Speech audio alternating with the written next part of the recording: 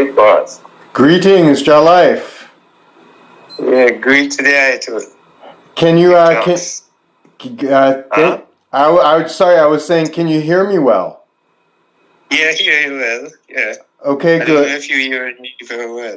Yeah, I can hear you pretty good, but I'm gonna ask you, just because I have the recording, I have all my recorders going, and I want to make sure that we capture all of your wisdom today. So I want to make sure that you speak loudly throughout. But with that, Jah Life, give thanks because it's such an honor, my friend, to get another chance to speak with you about your legendary career in reggae, for over 50 years as a producer and record label owner. So, thank you so much for spending a little bit more time with me today. And thank you too, boss. You're doing a great job too. Even though, as you say, yeah, you know me already. Yeah. You know, when you say wisdom, I don't like the wisdom talk. A wise talk. Wise talk. Wise. Yeah, wise. Not a wisdom. Well, not a dumb thing. Yeah, Jah Life. So there are certain words, as we know from our last reasonings that we did. There are certain things that you don't say for certain reasons, and I actually find that to be very interesting. And today, It's a ritual. yeah, and today. And today, I know that today you'll let me know probably. There'll be a few more times where I'll say some words and I hope that you will. I hope you will chime in and let me know when there's a different way to say something. You should let me know. But Jah Life, our last recording was less than 5 months ago in October of last year, and for many of the reggae fans, or I hope that many of the reggae fans at least know about that epic reasoning that we did. There was, and if they don't, then they might be finding out now that you and I spoke for 146 minutes. So close. Yeah. So I remember at the end of it, you said that you said we've only been speaking for that long, and so close. It was close to 2.5 hours, and people really, they should go and check that out because part 1 was released by Reggae Vibes at the end of November, and part 2 was published in December, and both of those reasonings are in print that people can read online, and they can also listen to the original audio, which Reggae Vibes published on their YouTube channel. And they really need to do that because there are a lot of topics that you and I, the both of us, covered in a lot of depth already, and there are some topics that since we covered them already, you should be free to be Jah Life, and you should say whatever you want whenever you want to say it. But for me personally, I know that there are going to be some topics which, since I know that you and I talked about them last time, I'm going to try to get to different aspects. Different stuff. Some different. Too much things to talk about. So, because in truth, as I think you'll probably agree with me, your career is so rich. It's so varied and rich, and you've had such a giant impact on reggae music through so many different artists and different recordings and different productions, and that's why I want to make sure we get to a number of ones that we didn't get to last time. But Jah Life, before we can even do that, my friend, like I did last time when we first reasoned, what I'd like to do though is to start off before we talk about any music per se, though music might come quick. Is I want to start off by asking a bit more about your early days in Jamaica, from when you were born in 1952 to when you were 18 and you migrated to the U.S., to New York City, to join your family. because even though we spoke in some depth about your very musical family last time, including your grandfather, who you never actually met, but whose photo carrying that French horn really moved you as a child. And then, we also spoke about your uncle, the legendary Lloyd Mason, and all his contributions at Studio One. And of course, we talked about your father, Vincent Wright, and his sound system and his record label, Wright and Cole. And we even spoke about your brother, the record producer and record store owner, Delroy Wright. And we even spoke about how when your mom wasn't sewing, I believe you said your mom was a wicked singer too, if I recall correctly. Yeah, she used to sing a lot, but I never really take it for anything still, Yeah. But trust me, she used to sing all the time. She was a seamstress, and she sing a lot. Yeah. And so I know that there are some additional questions, even though I asked you about some of this formative period in your life in Jamaica, there are still a few things that I kind of feel like are interesting and important. And so one of the questions I have for you, Jah Life, today is, can you tell me, Jah Life, what do you remember about the schools that you went to in Jamaica before you left at age 18? What do you remember mostly about your schooling? Well, I didn't read school really, because I know everything I know, from my young age. Yeah. So when I started going to school, it's like the teacher couldn't handle me. They would have me like a dunce. What school they thought you were a dunce? What school? But do you? Why I say that? I go to little all saints and big all saints, and at one point I don't even remember. Yeah. Like the teacher, I used to call her artificial. As a little kid, I called her artificial and thing, and she beat me. My mother went up there, and I think my mother had book her. Oh wow!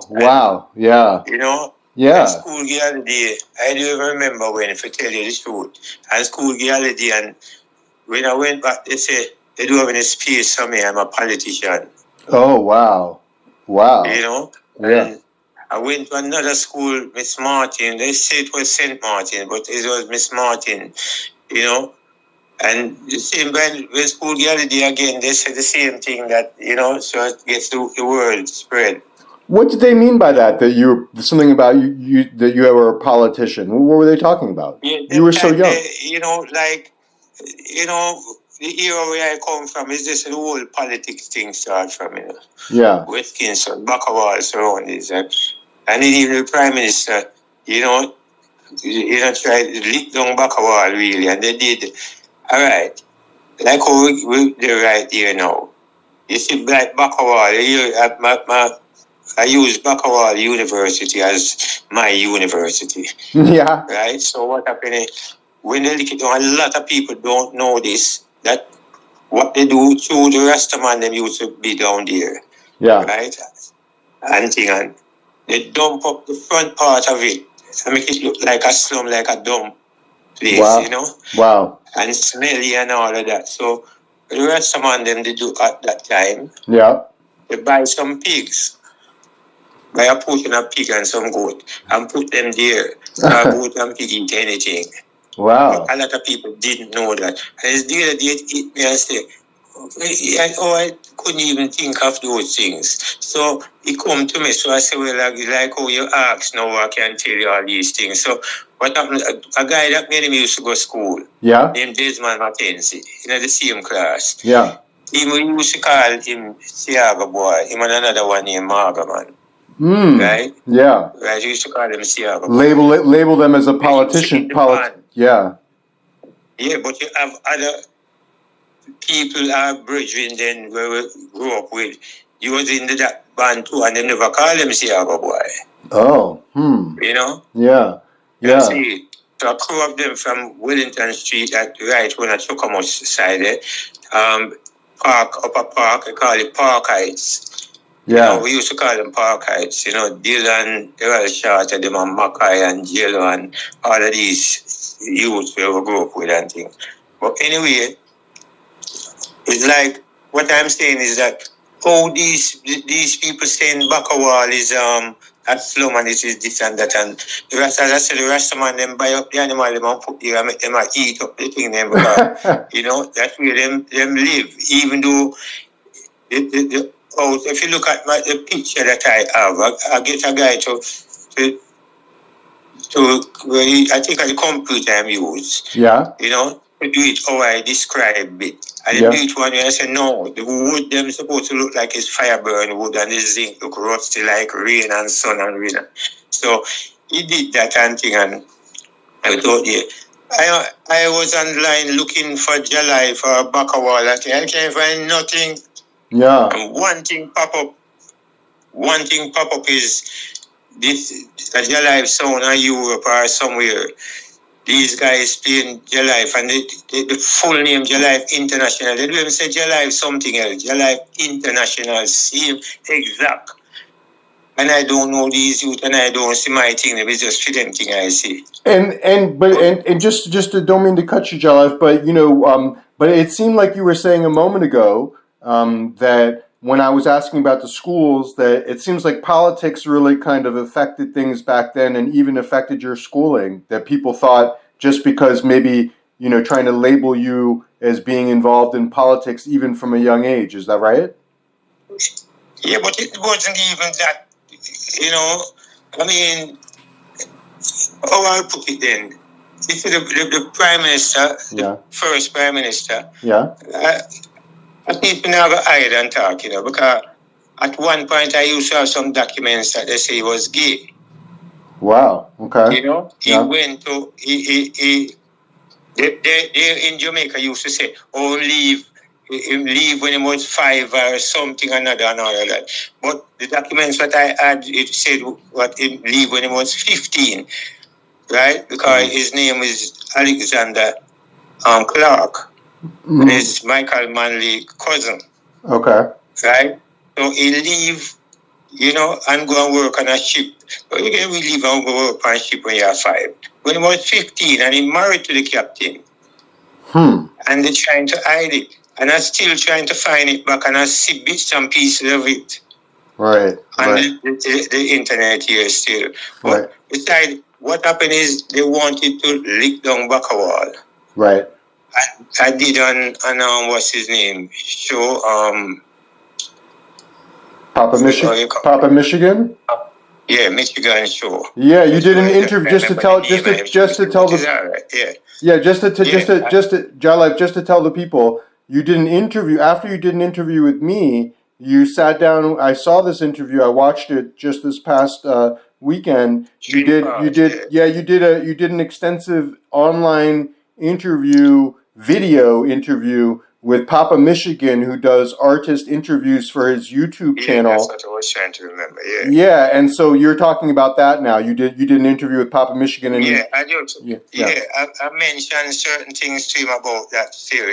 Because what happened is when Tuesday I born and go. That's my I would say that's my university or university. I don't like to use other people's words, because they say university. And I see the President Donald. Yeah. He had a Trump University. He did. The first time I hear they say, that it was legal because university is not his. Right. And I said, so I said, so after that I start, trying to love my own word, not create, because it is not a good thing, really. Right. And you can point it out here later on when you ask about certain artists too, cause, Right. Yeah, so the Bakawal thing now, what happened is, again, try to make it quick, cause no, you don't have much time still. So what happened, with that, when them show them, carry the animal, them go start eat up the thing, them no one thing. They start say, well, the rest of them start eat pig. Oh, wow. Eat pork and call it, bless it and call it Arnold. Oh no. So them buy them and leave them and if you eat up the garbage, them if you don't make the place smell up and thing and you. But them don't tell people why they want. And they start say Rasta man start eat pork and bless it and call it on all them things. And them a black heart man and them rape and kill picnic and this and that, all sort of things. So they were really they were even go close to that. Yeah, they were really discriminating and putting out all these false rumors, false things about the Rastaman just to make people think badly of them. Now, Jah Life, you didn't become a record producer and record label owner, as we talked about extensively during our last reasoning, until after you moved to New York.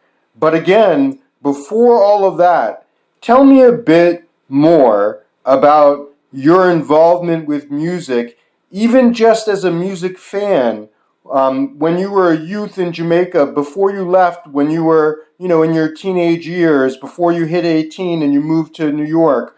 And so before you became officially involved in the music business, when you were young and in Jamaica, were there particular sound systems in the Denhamtown area where you grew up that you went to in your teenage years before you left Jamaica, or did you go to the sound systems? Yeah, I go to one and two of them still, but you see, in my area now, like we all right. As I keep saying, the Bacawal surroundings. Why?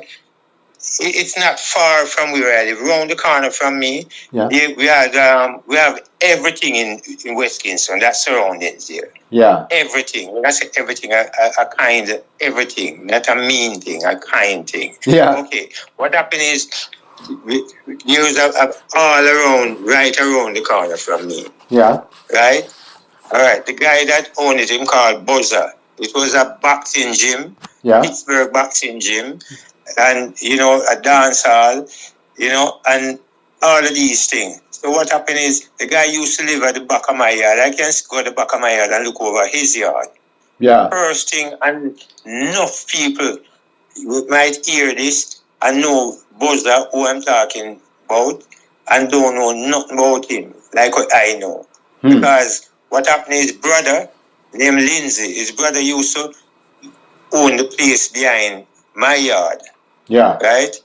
And he came, Buzzer came from country and come and beat up him brother and run him back a country and took over the place. Wow. And then buy across the street. Yeah. I don't know how the runnings go with all of that, but I know that's what happened. And it was a big stand and all of these things. We used to watch, like when TV just come along. I used to have TV still, but most youth, they never have no TV. So prepare that penny or a tuppence or so and run a Buzzer and him a fried dumpling and cook food and thing. And as I say, a boxing gym, we have table tennis, we play table tennis there, we do everything. Yeah. Renford Kobe will write all the tune them for melodians and thing. Him was like a club master. Look older than me still. Yeah. But we have it like me and him was same age, because I can't believe, remember when I was small, I think I born big. Yeah. But anyway, Kobe now, as I say, we do rounds, like we're doing 100 yards from Charles Street and Regent Street to Bread Lane. And then if you do the full circle now, we go down Bread Lane past the boxing gym, to Spanish Town Road, come back on Spanish Town Road, and then you have a slight little piece called cheese and peas. I don't know. What do you call this again now? It's shaped funny, Yeah. But it's a little piece of street, Beeson Street. Beeson Street, they come right across us, but we never know what we call it, so because it stop Beeson Street like it stop a Regent Street. And the next little piece, there's a little beanie piece over the other side, and it and Spanish Town Road meet together, but it's very small. Yeah. So we never even know what to call there. Yeah. But anyway, and then we go back up to Regent Street and come back on Charles Street and Bradley again. That was where we are running really and all of that. So, that's how I really grew up and all of them things. With everything. Yeah, you had all that stuff around you. Now, Jah Life, I was wondering, because you recorded so many famous Jamaican reggae artists on your Jah Life New York-based label and all your subsidiary labels that you have that are all fall under the Jah Life label, as we talked about last time, with your business partner and your brother-in-law Percy Chin. Yeah, Did uh-huh. did you what I was curious about Jah Life is, did you know any of the artists that you and Percy would later go on to record, and possibly were you friends with them too during your, what they call, I've heard them call, short pants days in Jamaica? Did before you left when you were 18, were you already friends with some of these artists and musicians already? Yeah, some of them not the ones them that I record after. But I knew most of them. Yeah. All of them, like Ken Boo, them, Alton, because Treasure Isle is, let me see. I was born at 100 Charles Street between Bread Lane and Regent Street. Yeah. Then after Regent Street is Chestnut Lane. Yeah. After Chestnut Lane is Bond Street. That's where Treasure Isle is, 33 Bond Street and Charles Street. Yeah. Right? So that's where I used to hang out more time too. So Yeah. I used to be around the whole of them, all of them. So you knew some of them even before you would later get into the music business. Yeah, like the older one them, yeah. Yeah. Now, Harold Dunkley them and John Holton, Alton and them, and then you'd have the tones and them used to run at Wellington Street. Ken Booth used to run at Wellington Street. That's the next block from Bread Lane. Yeah. They call it what's his name? Count C. A man called Count C with a sound up there. So we never have to go nowhere to no other place to dance. You have another one up on North Street and Last Street there. Yeah. Where Carnival. It's called Carnival. Yeah. One of my good friends, we grew up together.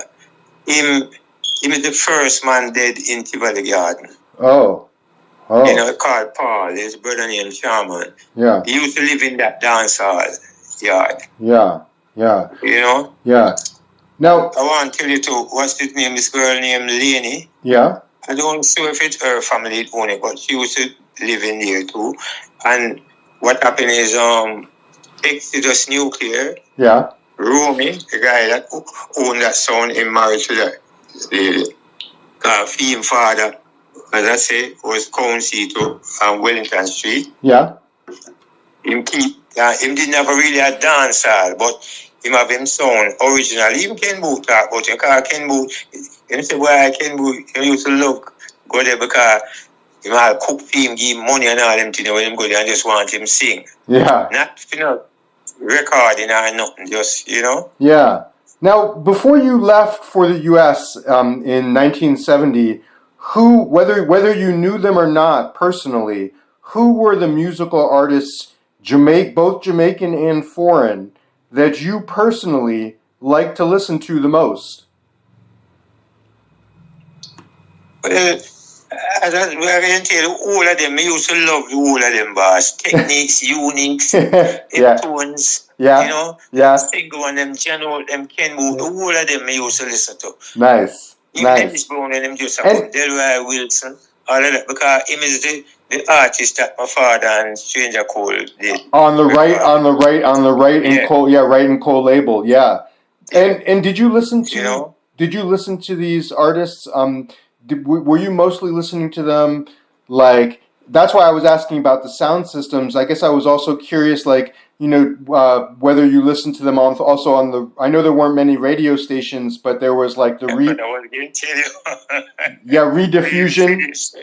There was the rediffusion though, and then the rediffusion. Yeah, enough people don't even know that. What name, sir? Yeah. Pablo. I'll tell you. Pavlov Black recently told me about the rediffusion and how in the community there would be like a PA system kind of set up so people could listen to music and listen to the radio throughout the community. Is that how you would listen to music too? Well, we have a rediffusion in our house, so it never really, Nice. You see, yeah, it's ghetto, right? But my family place, my grandmother place was like the best little place around here. Why? All right. My grandmother house, that fair room, and the living room is on the sidewalk. Because there is the wall, you know. I can step through the window and step on the sidewalk. Other people, most of the other houses, them there, the houses are way back in, and you have a zinc fence, and the fence are mashed down and all them things there. You know, the fence bend up and fall down and all of that. So, as I say, my house now, it have the wall that build my granny room and the living room. Nice. You know, and it's on the sidewalk. So other people who know, as I say, the house built way inside of the yard, not out at the front. Right. You know? Yeah. So I think it was one of the first brick wall fence too. Instead of fence, you know, zinc, it's brick wall and an iron gate. Yeah, brick. Yeah. Nice. Yeah, so, you know. Yeah. And a veranda, the right at the front, you could have stand up and look over the wall and look outside too. So you had a nice. So you remember having a nice house, one of the nicer houses in that area. And again, tell you this too. Well, you know, it's things start coming to me differently, and that's why I love myself like that when things come. Yeah. I don't know if it's the alkaline water we usually drink or, you know. Because water, you know, water is the source of life. For sure. Water have every memory there is. And what I want to say now too, if people think that they can tell a lot of lies and talk a lot of wrong things and try to look props and all of them things and think that water inside of them, when the memory, the memory take over them, then they get shame. Yeah. You know?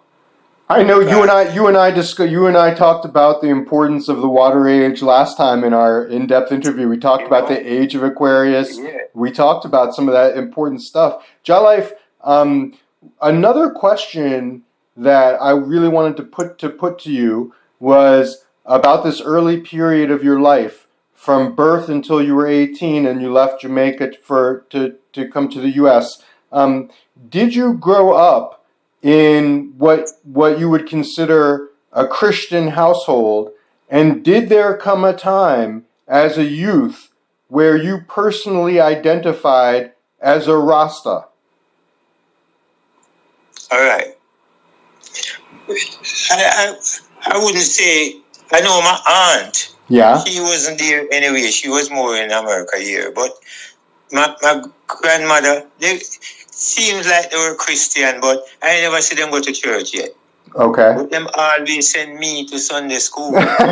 So you hold on. I have to ask, Jah Life. That's funny to me. I have to ask just quickly. You're saying they never went to church, but they made you go? I never see them go to church yet. I'm an auntie now. Well, and even when I come up here, since my auntie passed just the other day, the same thing. And I tell her, I said, you don't see none of you, not even your pastor, and none of them don't come look for you, do nothing for you. Why you keep downing on that? I'm talking about this idiot Jesus. Wow. You know, people always hear me talk that and say, so I say, who is Jesus? You know who is Jesus? Anybody ever see Jesus yet? Nobody never see Jesus, and they're talking about Jesus, this and the church and money and collection and thing. When they give me the collection money, I go buy a thing called Bustamanti backbone, a little candy thing where we used to, see, our paradise plum or something. So I never used to give the pastor nothing. So I'm thinking you didn't much like having to go to church, from what you're saying. You didn't like having to go. So I didn't, Yeah. Didn't like that. And did there come a time? Into anything with that. And did there come a time where Rasta kind of appealed to you as a different thing? How did that come about? Well, it's not really. There comes a time, because as I said, where I grew up, back a while. That's where I always be. Right? Yeah. I pass through so you would be around the Rasta men a lot because of where you live. Yeah. Yeah. When you pass, we have to pass through them to go to see Atankol, Yeah. And we have a place called Bolo where we go catch tiki fish and all these things. Yeah. The face crab, we call them the face crab. I will pass through this to go separate, Yeah. you know, and Public Works Department, PWD. Yeah. You see, we pass to go through there. Have a party for go to pass Slaughterhouse, to go to Tangier, the fireboat wharf. Yep. The first, I never see another fireboat wharf yet from the pan earth, you know. Yeah. But we used to pass through the rest of them. What happened is that every time we are going to them plant any little thing I want to do, just pick it up. And them come out and them pint. Them just come out and talk in some tongues like Yeah. and pint up. Yeah. I will pass back and do the same thing every time. Yeah. Now, Jah Life, you would have been only, by my math, I'm not very good at math, but by my math, you would have been only 14, about 14 when Haile Selassie, when he came to Jamaica in 1966. My math says if you were born in 52, then you would have been about 14 in 66 when His Majesty came to Jamaica. Do you have any particular memories about that time? Yeah, well, tell me. Really clear in my thoughts. I know that's where you was going. Yeah, well, good. Yeah. Charles Street. I tell you, I live at Charles Street. Yep. We go out to Orange Street. That's Kingston 14. I think you told me last time. That area around Charles Street. That's Kingston 14 in Denham Town. Yeah, Kingston 14. Yeah. But the other day, here like they must say it changed. This one a Kingston 14 again. I can't pay them no mind anyway. But what happened is, what about here? There was a photo studio right out at the corner, and I think was a dairy farmer too. Oh. They you know. I think named Maurice. Yeah. Photo studio. Everybody will take picture of Jamaica is like a this. I have my baby picture from this too. Nice. You know? Yeah. You know? So what happened is we stand up this one thing and I see someone pass on a wave and thing and this big what you call them, Carol, you know. Like, we have a name feet back in the days still. A carriage, maybe? You like a carriage? Some kind of carriage? Like he was in a carriage? Yeah, it looked like kind of big and long, like, and him sit down and you know. Nice. Yeah. I see it and I write this from stay and see man thing. So you saw, Jah Life, let me ask you, I'm just trying to make sure I understand. You actually saw His Majesty passing by on the street? Yeah. Wow. Yeah, man. Wow. And wow. When the crowd is like, it could be like Jamaica didn't have from all my memories of that, Jamaica never have a government when His Majesty come. Did not have a government. Now, when them show a picture on the airport and all them things and the man need to plane wing a light them and thing and them say them thing they not supposed not even a cigarette light near the plane. Did you? And them fuel the more dangerous than any other fuel. When you were 14 and His Majesty passed by in the crowd, passed by on the street, and you saw him in his carriage passing by with all those people, did you wave? Yeah, man. I feel high and mighty. I was high and mighty then because you see, all right. Yeah. To hear all the talk about Rasta and thing and when me grew up and everything, I know so well like this. So, because they talk about how much miles and this miles and that miles. We never know about none of them other places. And them talk about oil and all of that. And the Rasta man, them back all invite oil. When them say the first Rasta, invite oil to come from Leonard, you're talking about Leonard Percival Howell, yeah. Yeah, and he never come. You see, and me narrate him from that, and me a lick up it them time. Because me I tell you, everything I can tell anyone right now about a lot of things is before I was 10. Because back I was lit down when I was 10. And you use that as a kind of a guideline, I think. So that's why we stick to back and thing, and everything when we talk is like, before, but not even when I was 10, before I was 10. Jah Life. When I was 10. Yeah. Jah Life, I mentioned that interview that you did with the very good reasoning that you did with Papa Michigan that I think other people should watch too. And in that interview with Papa Michigan, you said something that I would like to clarify. and get a little bit more information from about. I believe you said in that interview with Papa Michigan just this past November last year that you had some personal, and let me get to the end of the question. I know you're going to want to interject, but let me get to the end of the question first. I believe you said to Papa Michigan that you may have had some personal interactions with Bob Marley and maybe even Bunny Wailer too, because at one point they both lived on Regent Street, close to where you were living. So I want to ask and just make sure I understand this. Did you ever actually, Jah Life, meet and possibly reason with Bob or any of the Wailers when you were young? Not really.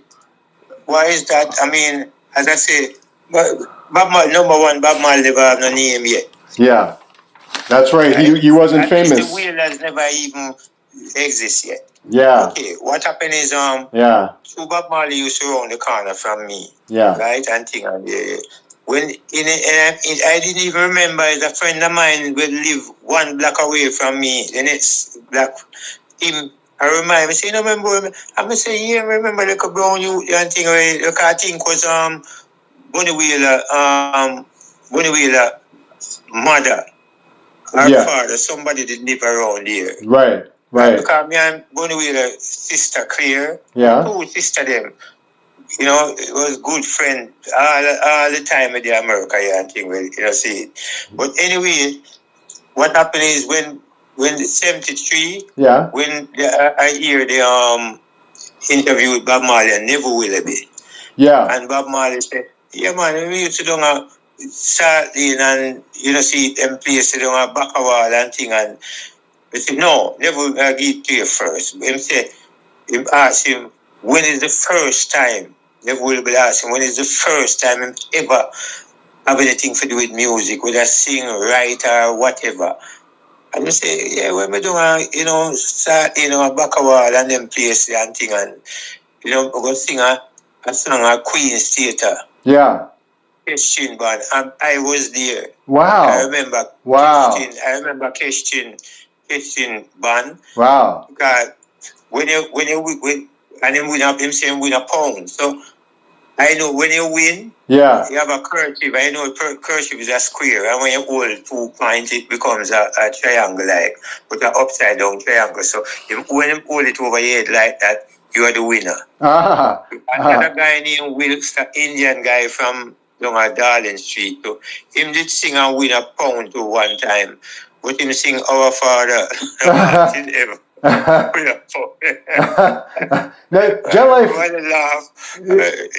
Yeah, so, Jah Life. There's one. I wanna. There's a few. I definitely. There's a couple artists. Like we said, there's a couple artists I want to ask you some questions about. But before we do that, there's one more question about. I think it's I think it's probably my. Yeah. There's one more question that I want to ask about your early life in Jamaica, because last time when we spoke, you told me that when you came to New York to join your family at age 18, that it only took you. I was so impressed by this. You mentioned that it only took you like a week after you were in New York to land a job at the Latin Watch Case Company in Long Island, and you said that you got that job because you had the experience from working at the second biggest jewelry store in Jamaica. And I wanted to follow up on that, and I wanted to ask you, Jah Life, did you learn how to fix watches also, or were you more focused on like watch bands and cases? Did you also learn how to deal with watches too? I start fix watch, but all right. I don't know if you hear that. I don't remember if I tell anyone that one still, but when I was small, I had to climb up on a tree. My grandmother have a granny clock, one of them Big Ben clock in the house. Yeah. And I climbed up on the tree. It wasn't working. Yeah. I don't know what possesses me to do that and thing, but I climb up and pull the thing and I turn on the first and second and third, and it now work. Wow. So I pull the back and go in there, and I don't to tell the truth. I don't know what I do. That's why I always Did you say, fix it? Did you fix the clock? I fix it. Oh, I wow. fix it without some of the parts there. Wow. And it work. Wow. Without some of the parts. How did you do that? That's what I'm saying. Things that happen to me. Yeah. Things that happen to me, right? Yeah. And I tell my father, as a matter of fact, his wife just passed yesterday. Oh, right? sorry to hear that. And yeah. I'm saying that, I said to him, said, that people say, him say, people tell him before him pass, him say, people tell, somebody tell him, say, I say, him never take care of me. So let me say this to you. Yeah. Me and nobody never hold any argument about you. Neither my mother, my granny, me auntie, nobody, no one whatsoever ever hold any argument with them about you and about any of my family. Wow. And Yeah. let me tell you this. What I know and what I used to do from even them times when I am a little child. Yeah. Even those times, the thing that I used to make and do. Yep. It's only you and my mother I could have get it from. Because from my growing up as a little kid, you have a jewelry store behind Times Square in Jamaica, downtown here.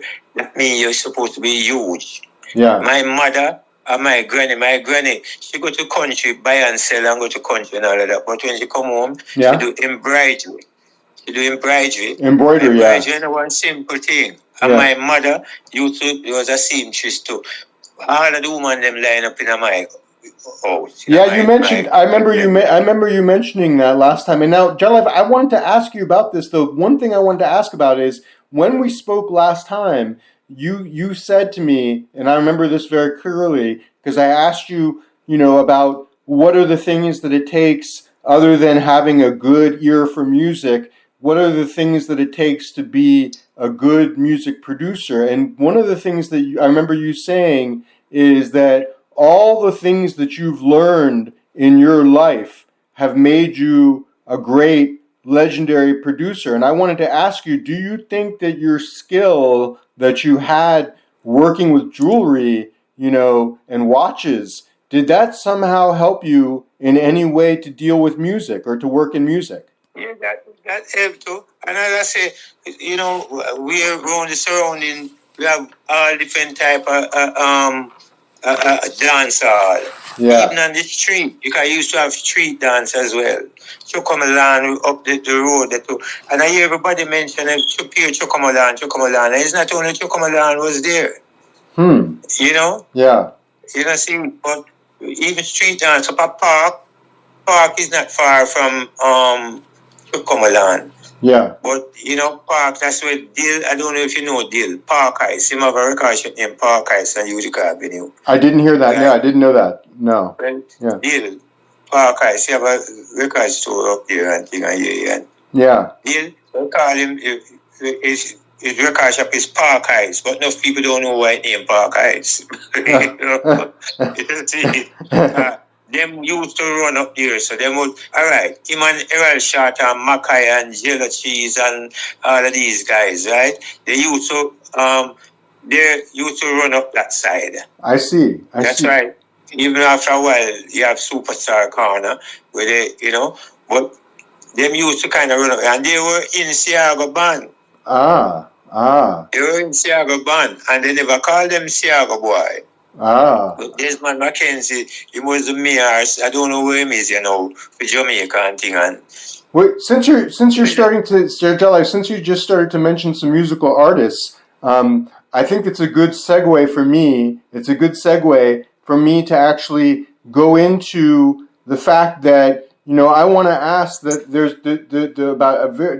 a couple people I really want to ask you about, and the first one is the legendary Eek-A-Mouse, also known as Ripton Hilton. Yeah, and Wikipedia. Ripton Hilton also.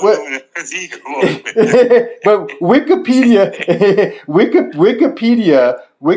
which is a general, collector of information, which is often incorrect, but sometimes it has good information. But it says that you produced, and let me get this whole thing out, so you can see whether it's correct or what's wrong with it. But Wikipedia says you produced Eek-A-Mouse's first single, Georgie Porgy, in 1981. But then I read a Gleaner. Okay. But hold on. But Jah Life, hold on 1 second. Before. No, I'm holding on. Okay, so they say you produced his first single, Georgie Porgy, in 1981. But then I read a 2007 Jamaican Gleaner article where Eek-A-Mouse said he was mentioning his first song, or a song called Creation, which I love. Yeah, which I love, and which also came out on the Jah Life label. But when I looked it up, it said that the Creation song on Discogs, it said Creation was a single, a 7-inch single that came out in 1975. So before Georgie Porgy. Before that, but go ahead. Yeah, so that would have been before. My only point would have been is that it looked like that Creation song came out before Georgie Porgy, like. Yeah. Okay. And all right. Yeah. Go ahead. It's Tanka. I get that song from him. Say like Eek-A-Mouse free, but Eek-A-Mouse when I didn't know it was Eek-A-Mouse. Right. It's Eek-A-Mouse make I know it was him. You know why? Why? Every time I see Eek-A-Mouse keeps saying that. Oh, Jah Life put out my first tune, I think a Georgie Porgy my talk. Yeah. It didn't come out as Eek-A-Mouse, it come out as Ripton Hilton. Right. Yeah. So there's after I learned his name now, so I said weird. So you found out that he started using the stage name Eek-A-Mouse. And it was Ripton Hilton. And yeah, it was Ripton Hilton. And Eek-A-Mouse, that I know this just from looking at that article the other day, that he said that he used a racehorse. It was the name of a racehorse that he used to bet on, and then the one day he didn't bet on the Eek-A-Mouse horse. It was.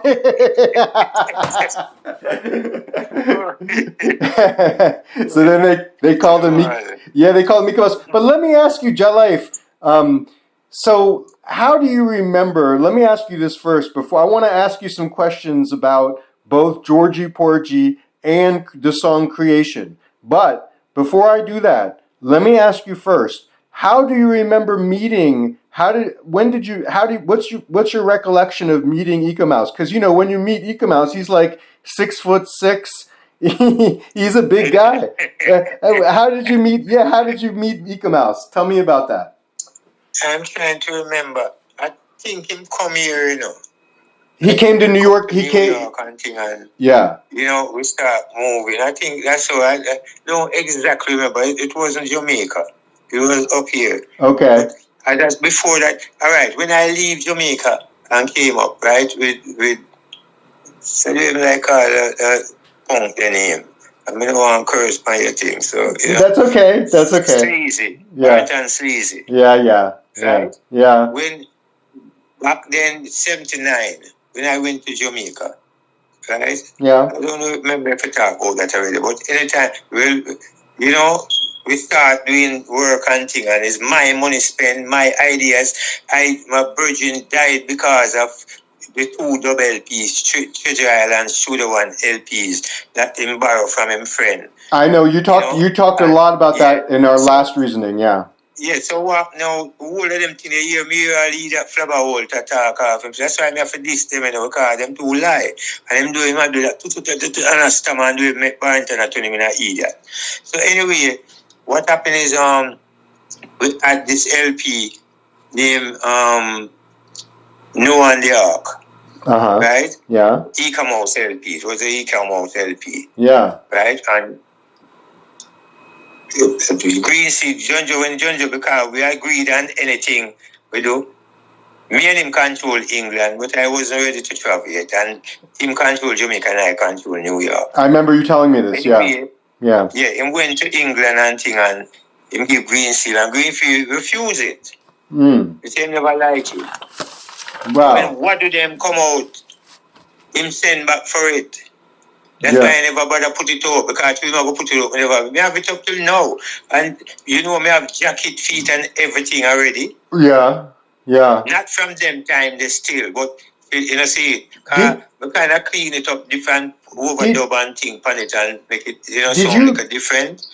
And we put out the Georgie Party first. Did you That's why Green Seed never put it on film. Did you and the LP. were you part of writing the song Georgie Porgy? No, Okay. I know Georgie Party still. Georgie Party putting on Pike Kiss the girls and make the Yeah, because thing what we used to do as a kid. Yeah, it's a nursery. When I looked it up, and it's a nursery from 1840 Jah Life. It's an old. All right, you see, you research it and know that. You know, much people don't know that. They can know that now. Yeah. Not even green people know that. That's why. And when I looked it up, it told me Chris Cracknell. But it told me that it's a nursery rhyme from the 1840s about a boy who kisses girls and then he makes them cry, and then he runs away when it's just like Humpy Dumpy and them, you know. Yeah. Now when I look it up, also Jah Life, it shows me that maybe Louis Lepke was maybe involved in a version. Do you know about that? What version? I don't know. When I find a version that mentions Louis Lepke in connection to that song.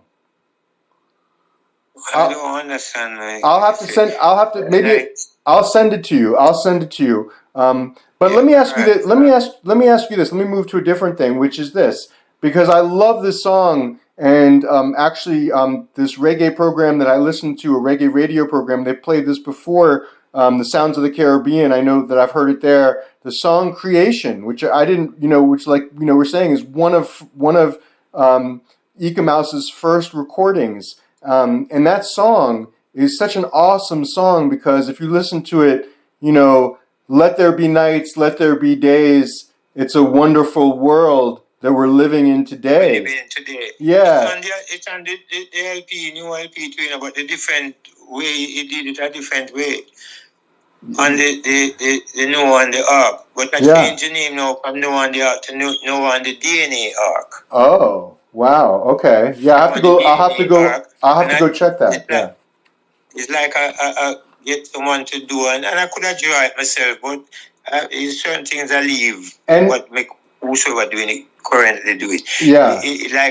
I do it like an arc. This guy did do it to me before, but he do it too modern. And some iron thing will go up on the iron thing. I said, no, it's supposed to be stone or something, Oh. Those days when and look like a boat, but then it have the oval part where you can see the scientists them in there, the animals them going through one door. Yeah. And they take a sample of the DNA and then let them out because so much things couldn't hold in an ark. Yeah. Yeah. So I designed it differently by myself. The original picture. Yeah. The original picture, right? Yeah. Was when John just said the picture come, Eek-A-Mouse stand up on an old boat on the beach, like. Eek-A-Mouse make the boat look like it's small. Now, that to that picture, so I just designed something out of my head. That song is so Irie, and as you know, it starts off where Eek-A-Mouse says, "Oh dreadlock, oh Jaja," and then he mentions we should all live in harmony. It's really a beautiful song. And it's amazing to think. It's amazing to think that. Man build his house upon a rock. Yeah. Now, another artist that I have to ask about is Carlton Livingston. And Carlton, I read in an interview that I sent you actually. He talked, about how you helped to come up with the idea for his massive hit tune that everyone, mostly all reggae fans know, 100 Weight of Kali Weed, which was a major hit in 1982. And Carlton said, quote, I think as a producer, he was talking about you, Jah Life. He said, I think as a producer, he is very underrated. He is a very good producer. He has ideas. And he then also said, and I think this is very important, I know you're going to be happy I said this. This is a quote from Carlton. He said, if you look at the green sleeves label for this release, 100 Weight of Kali Weed, it says Roots Radix, no, High Life Players. It was recorded at Philips Smart Studio. And it says Junjo was the producer. No, it's Jah Life that's the producer. It's just that Jah Life and Junjo was working together. Junjo came to America and heard the song, and he took the song back to play on Volcano. That part is not accurate. Oh, it's still close. yeah. What happened is I sent it down to Junjo, right? Everything I do up here, because Two Me Animals, doing partnership. Yeah. Right? Yeah. In partnership. So everything I make up here, what didn't make in Jamaica, I send them down, I put them on a 2-track and send them to Jamaica. Yeah. And what happened is I hear that my song is number 1 in England. So I say, oh, my song is number 1 in England and it never released yet. Yeah. Yeah. And I see the green sleeve label. So when I call, they say, oh, it's Junjo, they get it from. Junjo said, because a lot of people can't read and write, So what them do? Yeah. What them do, them see something, even Scion name, right? Yeah. So much as Scion, so much as Scion. Yep. And all kind of name, and them call him. When I'm going to ask you about him next. Yeah, I'm going to ask you about him next, actually. Yeah, when them can't pronounce it, them say Sammy Levi, because I send some Sammy Levi, him did sound like Prophet, and Scion have that sound too, like Prophet. So when I send them tune, they go give them, and them a play up now. When I argue, hear them a chorus up, and the sound say, no, man, I know Scion, I know Scion, and I know Sammy Levi, and them argue, and all of them always argue on them. Them couldn't pronounce the name. Yeah, well, a lot of Americans will do that, and I butcher the names and all kinds of things. But now before I forget, Jah Life, the person who did the reasoning with Carlton Livingston was this guy named Saxon Baird, and it was in a publication for Afropop Worldwide in September 2013, and the article was called Carlton Livingston on reggae, drugs, and New York City. And it's a very interesting interview because in the interview, your reasoning, we should say, Carlton was kind of talking about how, there were some very bad men, some drug dealers even, and I don't think this is a surprise really to anyone, but I still want to ask you about it because you were involved, you were there at that time, working in the industry, that he was saying that, sometimes he would get a call from a drug dealer even that they wanted him to record a song, and he really had no choice. He might have to do it because, these guys... Right. So I wanted to ask you, Jah Life, I know that even from watching that Papa Michigan interview that you did, that you've had some dicey moments in New York too, where you felt threatened, and I just wanted to know, whether you had anything to say or whether there's anything you might say about the influence of that kind of thing on the reggae scene in New York, of the shower posse and drug dealers, etc. And then just to say, I don't mean to bring up too much now, but let me say this. I'm going to add this too. No. Let me add this too, Jah Life. What you mentioned to Papa Michigan, that, and I think I have this correct, that and you're not the first person, actually, to tell me this, but that you may have had some dealings back in the day, just like Bob Marley did, and also like Ikong did, because he told me this in a reasoning that I did with Ikong, that you may have had some dealings back in the day in Jamaica with Claudie Massop. Yeah, all right. You see, all of them. Yeah. Right. Most of these guys run Jamaica. Yeah. Right. I run West Kingston then. Yeah. Back in my days. Yeah. Right.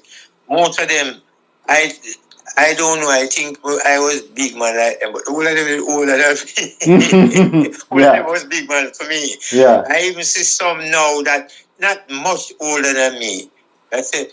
One call me Bulla Belly. Yeah. I want to say Junior. Yeah. Some call me Kinky Belly. Them call all kind of name me used to have. So anyway, when I say, well, Bulla, when we are youth, you're a big man for we, you know. And the next one said, Junior, well, you're a big man for we, you know. When we are little youth, you're a big man, you know. Yeah. And I said, no, man, nobody with that, boss. And them say, yeah, man.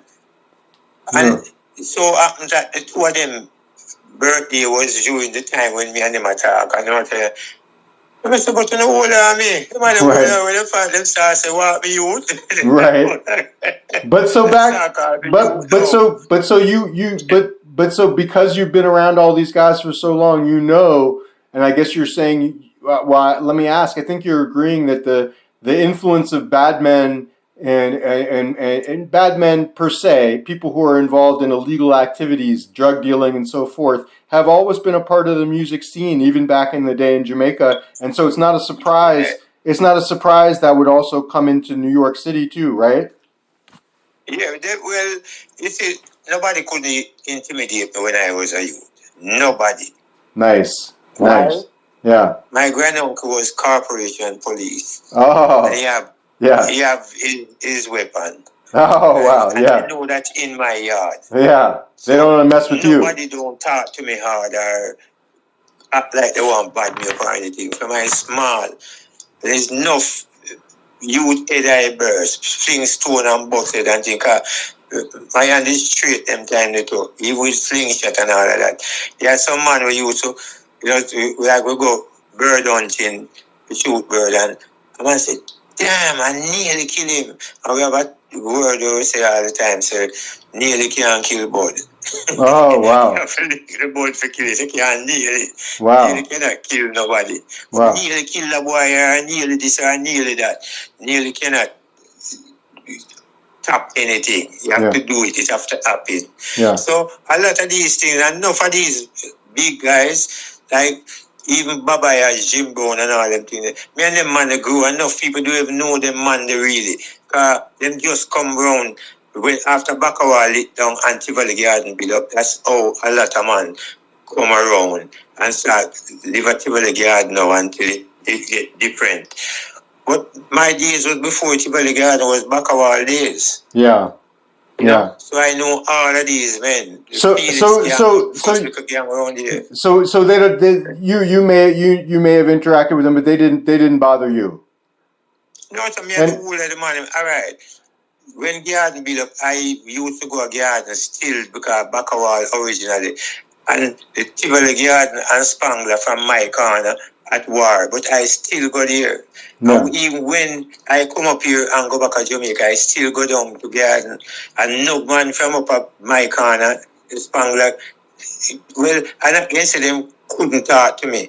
But after I go to Jamaica, and every time I go down there, I have a personal version named Clifton Reed, Sucky, right? Yeah. Him live up on my side, you know. But him him still don't garden so much, live at the garden so much. Him couldn't come home, so him start live down there. Same time me go down, me always go look for him and check for him and all them things and all of that. And me and everybody down there so grew up and a friend and everything. Yeah. So, you know? Yeah. But you have couple other guys used to be up on my corner now. Well, so me a little youth and me have it say me a big man because I appear big man my power. I appear the whole of the big bad man them. Me never used to power the young one them. Yeah.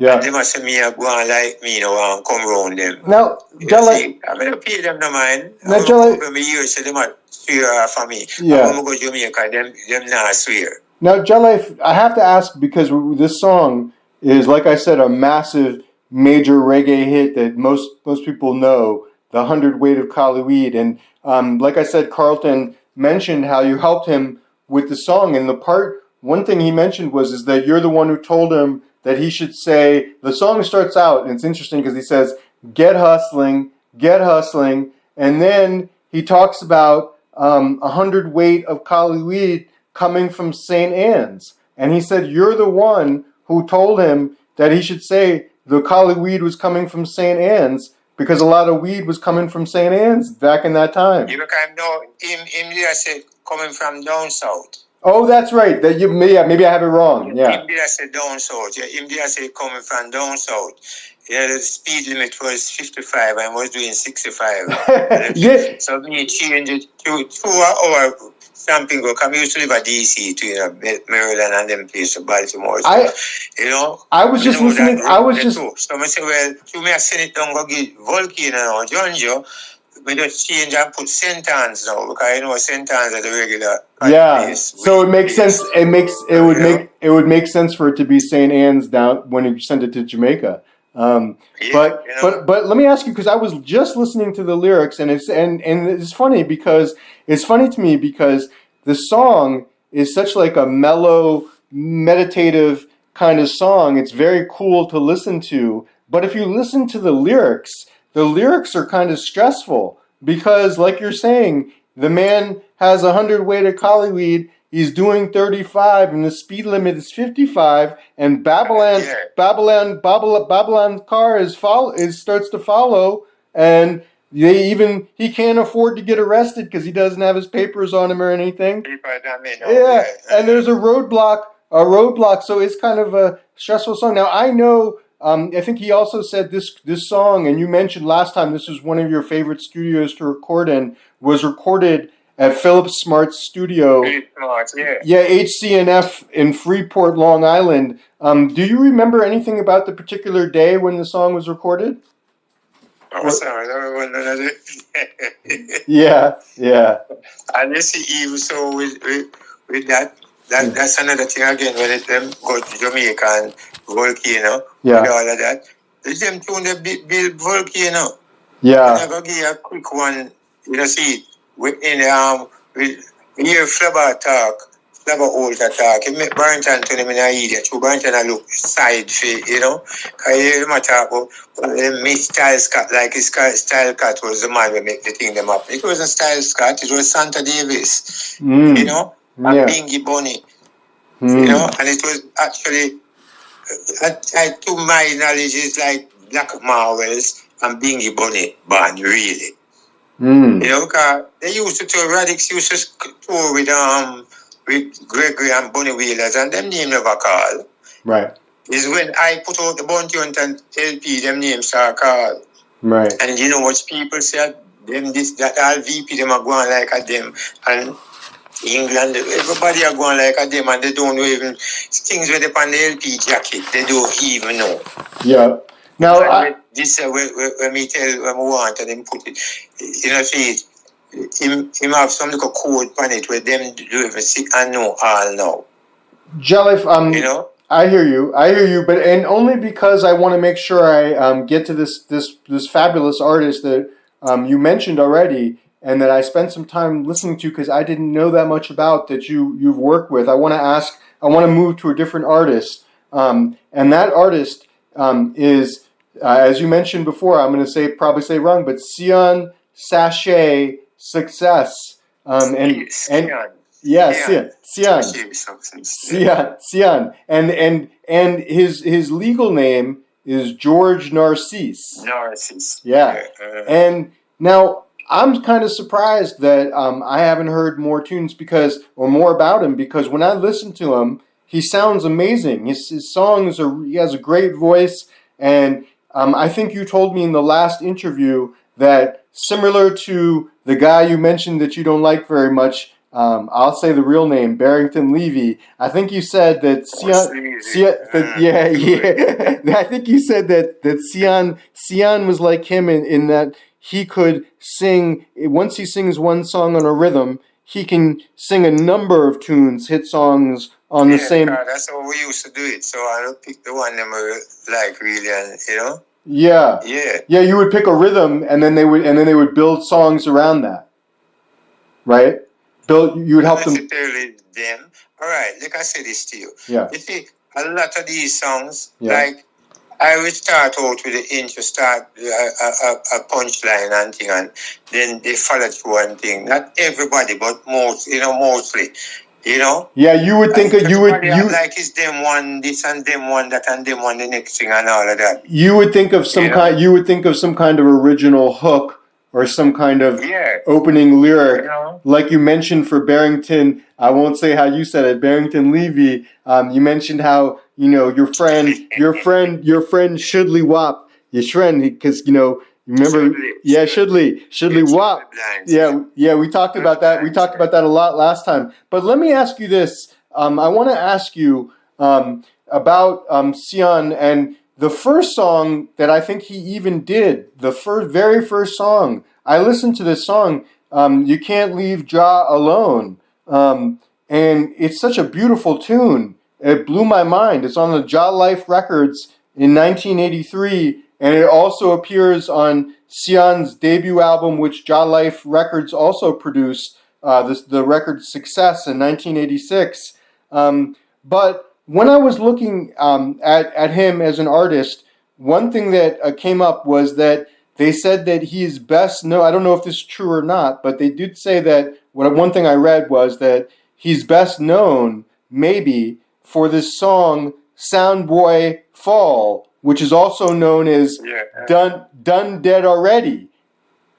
Yeah, and you have a song credit. You have a songwriting credit for this song. So I know that you were involved with this song. And when I listened to the song, it's really kind of, I wanted to ask you a little more about this song because it's interesting because it says, enough sound boy. I'm glad you're doing that. Yeah, it says enough sound boy are dead and gone.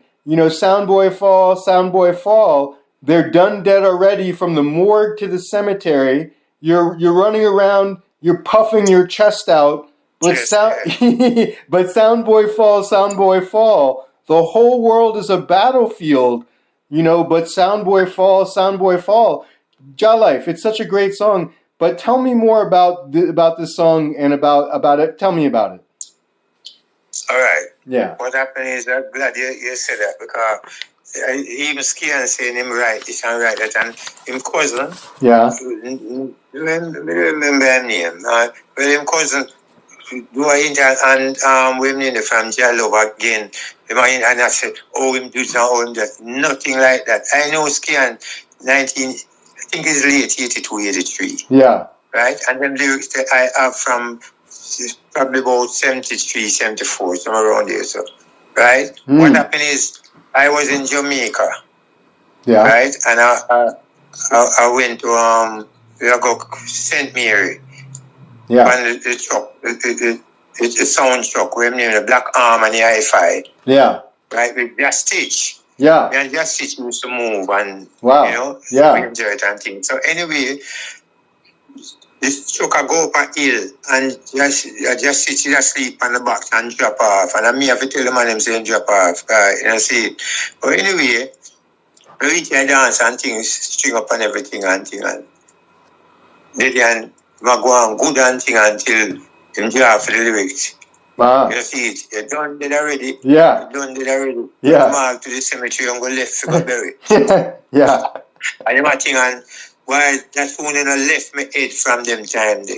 Wow. And I leave and come up. At the New York and thing. And everybody from my sound, me included, everybody, I just the lyrics they were talk over and over. Wow. Yeah. You see it.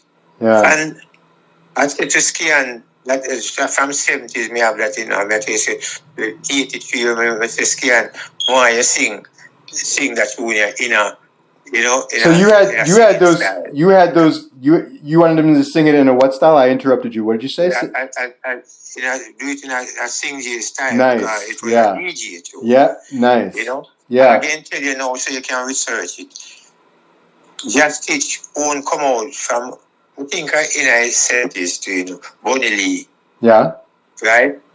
It can ragamuffin, all that when we give Barrington the part that one, lyrics, ragamuffin, original ragamuffin part 1 and 2. Yeah. Well, all right, that Just Stitch do it and it come out, right? And Big Youth do it again too after that. And Big Youth say something like let me say something like we go again like something another Black Harmony. Yeah. You know, but it's the same done did already too. Nice. Yeah. You know? Yeah. So you can look up the two. I will.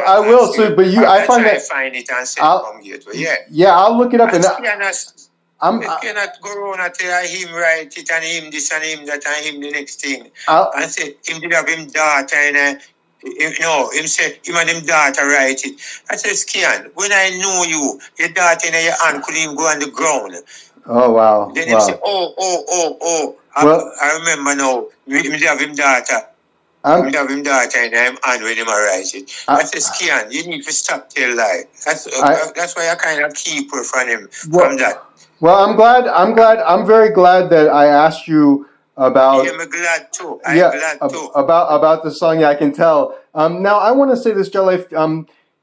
Thank you so much for this very, very rich reggae history. And we've been speaking now for 75 minutes, which that's not that long when you think about the last time we talked. But we know because we know that people in this day and age have such short attention spans. I think that this is just a good juncture, a good stopping point for us right now. But as you know, and I told Scientist, our mutual good friend, that when I come to the end of my questions today, which I have for you, Jah Life, for this part 3 today, that I would tell you this. There's no end to Jah Life as far as I'm concerned. And we can do a reasoning every year because Jah Life forever and ever and continually, because you have so much information and so much rich history in reggae with so many different artists that I didn't even ask about today. And I still think, all due respect to Papa Michigan, that when all is said and done, my series of reasonings with you from part 1 to part 2 to now this very Irie part 3, that this is the most comprehensive discussion, accounting, presentation, whatever you want to call it, of your very illustrious, of your very, very illustrious career.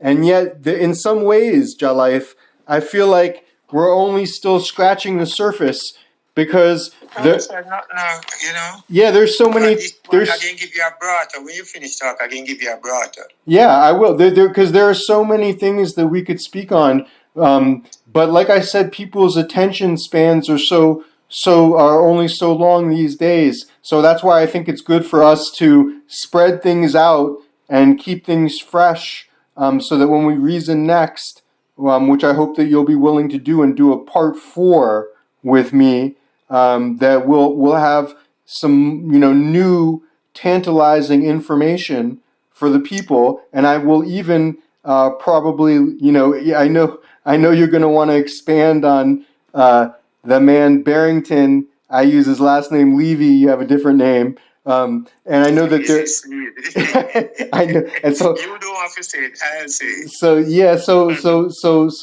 I know that there are some more things that you want to say about that too. But Jah Life, I'm gonna give you the floor to give me your best final shot here just for tonight. But you and I, that I have such a tremendous respect for you, and that I really value our friendship, and I'm glad that we'll be able to continue to reason beyond today as well. But Jah Life, you were going to say something. Yeah. What I'm saying is that this one, you know, I see Vampire put out this thing about reggae and where reggae come from and all of that. A lot of people talking this and talking that and don't even know. I'm not saying I'm Mr. Know It All. I know everything. Right. But I live a lot of these things. Yeah. Right? Because you're talking about reggae. Well, Bunny Lee still. Bunny Lee know part of it, but you don't know the full part of it. The original for reggae. Yeah. Right? Yeah. Very original. Yeah. Not reggae. Reggae. The original is reggae. Ah. A friend of mine, a big man for me, a older man for me. Him died at I think it was 99 couple years back. Wow. Him older and older. Him used to keep the dancing with Treasure Isle and Joe Creed. And tell you how them bad man become block fighters dance, you know, all of these things and all of that. Sam Jaggy. Right? From my little kid, it was like the Casanova and West Kingston. Him have a betting shop, him have a bar where Roland and Alfonso used to do out there and thing, and him have a pick-up out shop and all of these things. Right. Right? Well, from a little kid, right? As I said, everything before me at 10, so I just keep it that way. Right? Right. Being with my Sam Jiggy, I made my friend, big man, a big man friend my power with. You know, my father, everybody was friend too. He showed have the betting shop and all that thing. And my father owned couple horses, double kind, hunting kind, Raphael kind, and blue kind. The four kinds there. And Joshua Morrison was the trainer, and Ranjit was the jockey. Become big champion jockey at Jamaica. Even what's his name was big trainer to and all of that, Joshua Morrison. But anyway, from them time I was a little kid, me I go bet the shop and buy horse and truck and all of these things. You know, see. So what happened now, when Sam Jaggy go race track Saturday morning, go get horse. Yeah. So, you know, he usually call me and come for me and go down a pink lane where he used to live and go. Well, I don't remember what they used to call it back then. I just say babysit. So, you know, it was the female kids them, but it was the woman kids them, right? The woman was catched to her knees, named Elida. A woman named Elida was catched to her knees. So, you know, him used to have a whole heap of girl, a whole pretty girl, him used to, you know, see, just like the woman that them used to call Streggy. Yeah. Why them call them Streggy? Through them sleep with a whole heap of man. So him used to sleep with a whole heap of woman. Black him was the Casanova them time, the fierce man, always sharp, dressed properly and all of that. You know, see, so that Sam Jaggy them used to call him. So him is the original for the reggae and the reggae. So when the matter again, next LP are putting out again, deal with it like that. Well, I would just suggest. I hear you, Jah Life, and I think next time when we do our part 4 reasoning, the next time we'll probably pick up on this point about Stregay and reggae. But one thing that all the people should know, because we haven't mentioned it yet, at least in this reasoning, is that your legal name is Hyman A. Wright, and as you told me. And as I'll never forget, Hyman is always right. So listen, if you're gonna try to take a bet on Hyman, then you bet against him to your own peril. Yeah. So hey, Jah Life, thank you again so much, my friend. I'm gonna let you get back to your family. And what's that? Yeah. So I'm gonna let you get back to the people in your house and the people who love you and let you go. My house, nobody have me alone living for a year and all. I stay away from people. well, I'm from too much hypocrites. I hear people are crazy, so yeah, we got. So I hear you. Well. Nevertheless, Jah Life, I'm gonna let you go. It's been a blessing and a joy, It's always an honor to speak to you, and we'll speak again soon, my friend. Okay? All right, give thanks, and just take care of yourself and your family, and because not everyone have a family. I don't consider myself. I don't like to consider the con part of it. I have even a family because everybody just wants and want and want, and Yeah, I hear you. I hear family can be tough, and sometimes friends can be. Kids, everybody, Yeah. all of them. Sometimes friends can be even stronger than family. So I'm glad to count you. I'm glad to count you as my friend, Jah Life, and we'll pick. Right now it's something I deal with it now. I'm not into anything with the family and kids and all of that. I do my job already. Bring them, and so it's for them time now for just bring for them on and do what them have to do. Oh man, Jah Life, enough respect, because you know what? I don't have any children. I only have pets. I only have 2 dogs and a cat, and I don't have to teach them anything. I only have to feed them. I was just gonna say that. Yeah. And they respect you and love you. That's right, unconditionally. I tell you, yeah, man. Yeah. Well, listen, Jah Life, I gotta go. You know why? Because I have to take. I have to. Here's why. Here's why. Because I have to take the dogs out so they can do their business. But enough respect to you, and I'll be in touch with you soon. Okay. Yeah. See you here. Blessings. Bye bye. Jah Life. See you every time. Blessings. Enough respect.